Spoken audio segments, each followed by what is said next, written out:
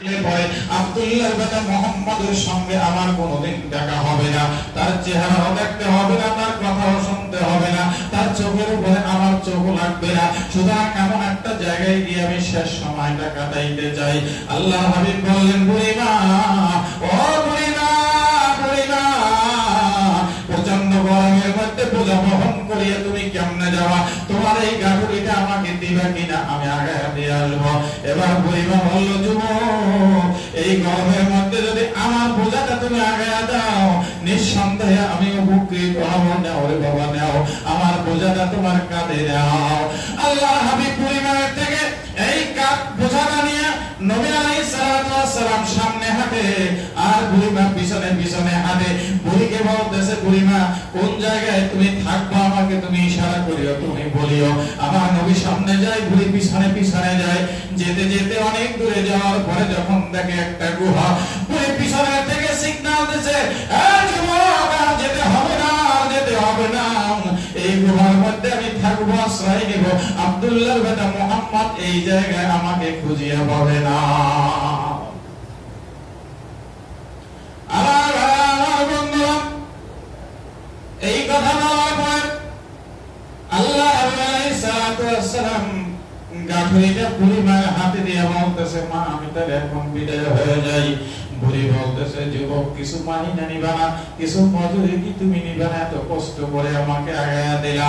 আল্লাহ হাবিব বলতেছে, মা, না না না, আমি স্বেচ্ছায় সেবা দেই, আমি হইলাম স্বেচ্ছাসেবক, আমি নিজের ইচ্ছায় এসেছি, আমি বিনিময়ে কিছু আপনার থেকে নিব না। বুড়িমা এবার ডাক দিয়ে বলে, যুবক, আরব ভূমিতে মক্কা দেশে এমন যুবক আছে আমার জানা ছিল না। এই গরমের মধ্যে বিনিময় ছাড়া গাঠুরি বহন করে, বিনিময় ছাড়া পূজা বহন করে, এটা আমার জানা ছিল না। আজকে আমি প্রথমে জানলাম। এই যুবক, তোমার ঠিকানাটা কোথায়? তোমার নাম কি? তোমার বাবার নাম কি? তোমার পরিচয়টা একটু আমি দিলে খুশি হব। এবার আল্লাহ হাবিব বলে, বুড়িমা, যার ভয়ে তুমি এলাকা ছাড়লা, যার ভয়ে তুমি এলাকা থেকে এত দূরে চলে আসলা, সেই আব্দুল্লাহ ইবনে মুহাম্মদ হইলাম আমি। এবার বুড়ি চোখের পানি ছেড়ে কান্দে আর কয়, যুবক,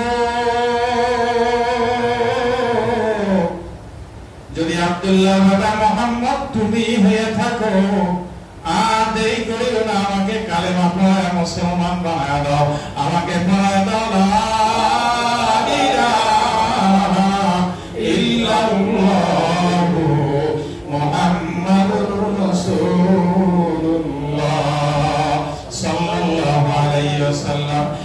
আমার ভাইরা, আমার বন্ধুরা, এই ছিল আমার নবীর আকhlaq, এই ছিল আমার নবীর চরিত্র, এটা ছিল আমার নবীর চরিত্র। আজকে আমাদের মধ্যে নবীর চরিত্র নাই, নবীর মহব্বত নাই, ভালোবাসা নাই, যার জন্য যত ঝামেলা, যত সমস্যা, কথাটাই সব সমস্যা নবীর চরিত্রে আমরা চরিত্রবান হইতে পারিনি।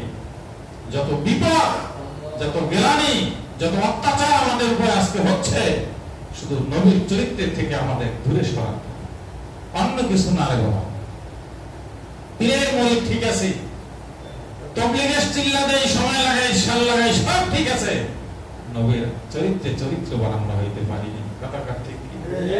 রাগ করে না, রাগ হয়ে তো কোনো লাভ নাই রে বাবা।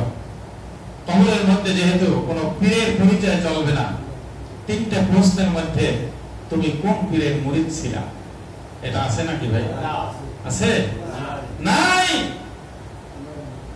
তিনটা প্রশ্ন হবে, এই প্রশ্নের মধ্যে তুমি কোন বংশের ছিলে এটাও নাই, তুমি কোন পীরের মুরিদ ছিলে এটাও নাই, তুমি আলেম হইছো কিনা এটাও নাই, দাওরা হাদিস বড় মুফতি মুহাদ্দিস পীর হয়ে দুনিয়ার থেকে আসছো কিনা এইটাও যেহেতু নাই। তিনটা প্রশ্ন, মান রব্বুকা মান দীনুকা মান নাবিয়ুকা, সহজ সরল তিনটা প্রশ্নের জবাব অনেকেই দিতে পারবে, অনেকে পারবে না। যারা পারবে তারা কামিয়াব, তারা নাজাত পেয়ে জান্নাতে চলে যাবে, কবরটা জান্নাতের বাগান হয়ে যাবে। আল্লাহ পাক ফেরেশতাদেরকে হুকুম করবে, ফেরেশতারা কবরের মধ্যে জান্নাতের ফরাশ বিছায়া দেয়। আর যারা এই তিনটা প্রশ্নের জবাব ঠিকঠাক মতো দিতে পারবে না, তাদের কবরের মধ্যে আল্লাহ পাকের হুকুমে আগুন লেগে যাবে, আগুন লেগে যাবে, উপায় থাকবে না। সেদিন কোনো উপায় থাকবে না। কোন পীরের মুরিদ আমি, কোন দলের মানুষ আমি, কোন বংশের মানুষ আমি, চেহারা কালো ছিল না সাদা ছিল, ফর্সা ছিল, দেখতে ভালো ছিলাম না খারাপ ছিলাম, তখন কিন্তু এই পরিচয় কোনো কাজে লাগবে না রে বাবা। আল্লাহ আমাদের সবাইকে কবুল করেন, আমিন।